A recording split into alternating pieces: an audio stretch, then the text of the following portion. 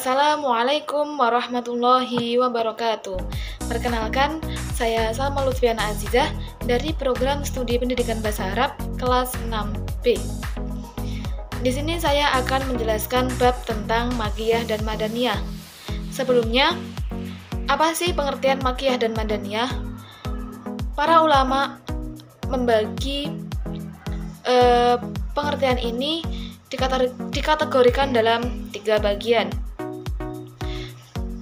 Perbedaan ulama ini disebabkan adanya perbedaan kriteria dalam menentukan ayat atau surat itu Makkiyah ataupun ayat atau surat itu Madaniyah.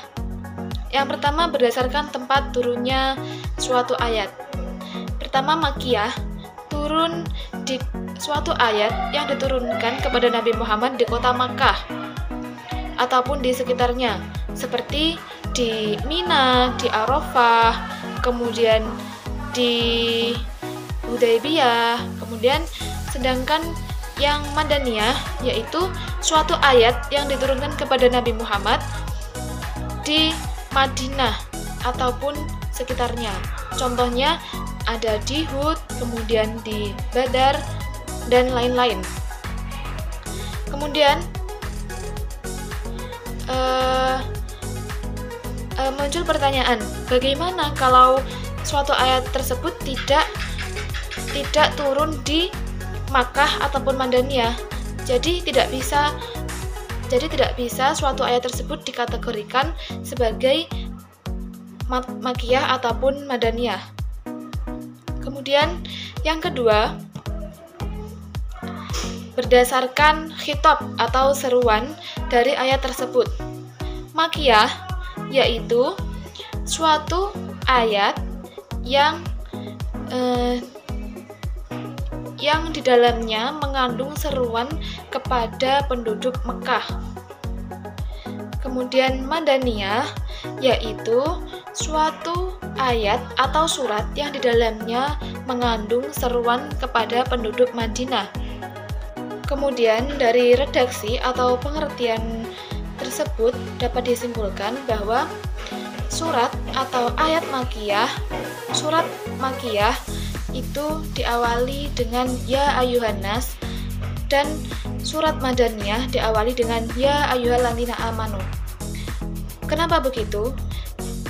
Surat Makkiyah diawali dengan ya ayyuhan nas dikarenakan pada saat itu di Makkah, penduduk Makkah masih banyak yang kufur.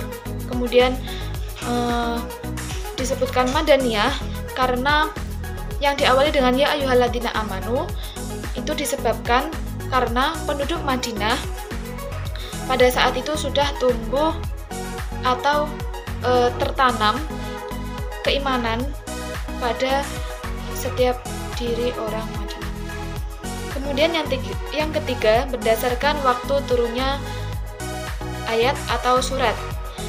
Digolongkan Makkiyah apabila suatu ayat atau surat tersebut turun sebelum Nabi Muhammad hijrah ke Madinah. Sedangkan dikatakan Madaniyah apabila suatu ayat atau surat tersebut diturunkan setelah Nabi Muhammad hijrah ke Madinah. Nah, dapat disimpulkan bahwa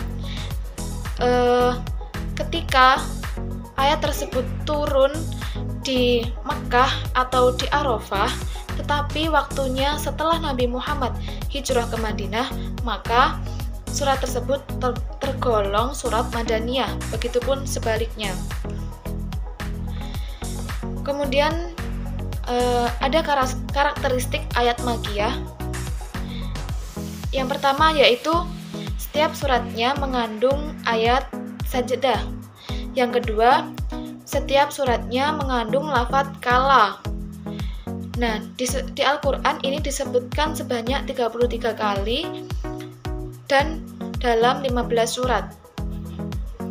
Kemudian yang ketiga ada setiap surat mengandung seruan ya ayyuhan nas dan tidak mengandung ya ayyuhalladzina amanu. Kemudian setiap surat yang mengandung kisah para nabi dan umat terdahulu, kecuali surat Al-Baqarah. Kemudian ada lagi setiap surat yang mengandung kisah Nabi Adam dan iblis itu juga tergolong surat Makkiyah.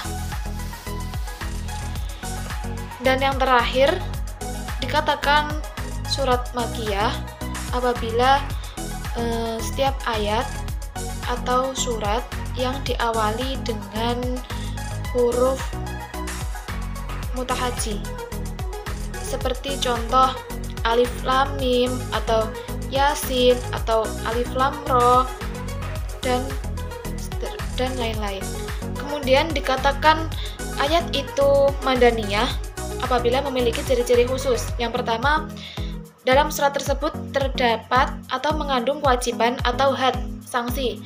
Kemudian di dalam surat tersebut mengandung tentang orang-orang munafik. Kemudian setiap surat yang di dalamnya terdapat dialog antara ahli kitab.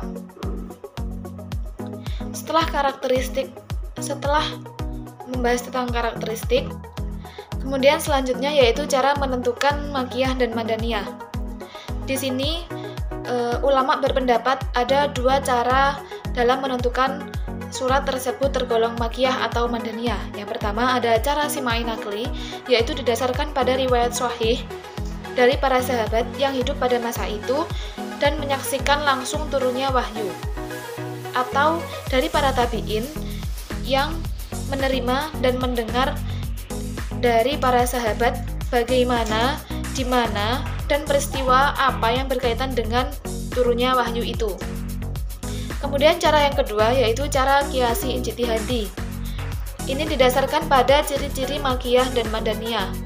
Contohnya, apabila dalam surat Makkiyah terdapat suatu ayat yang mengandung ayat madani atau mengandung peristiwa madani, maka dikatakan ayat itu termasuk madani dan juga sebaliknya.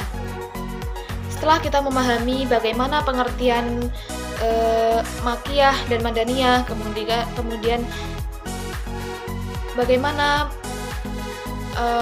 kategori surat Makkiyah dan Madaniyah, kemudian bagaimana cara menentukan surat Makkiyah dan Madaniyah, selanjutnya kita akan membahas manfaat mengetahui ayat Makkiyah dan Madaniyah. Yang pertama, kita jadi tahu bahwa sastra Al-Quran berada pada puncak keindahan sastra. Kemudian kita akan tahu hikmah diturunkannya Al-Quran secara berangsur-angsur. Kemudian dengan mengetahui ayat Makkiyah dan Madaniyah, kita juga bisa membedakan antara nasih dan mansuh ketika terdapat dua buah ayat Makkiyah dan Madaniyah. Kemudian dapat dijadikan alat bantu dalam menafsirkan Al-Quran. Yang terakhir, kita juga tahu bagaimana sejarah hidup Nabi Muhammad melalui ayat-ayat Al-Quran. Dari penjelasan pembahasan tentang Makkiyah dan Madaniyah, apakah dari teman-teman ada yang perlu ditanyakan? Baik, kalau tidak ada, cukup sekian dari saya. Kurang lebihnya saya mohon maaf. Wassalamualaikum warahmatullahi wabarakatuh.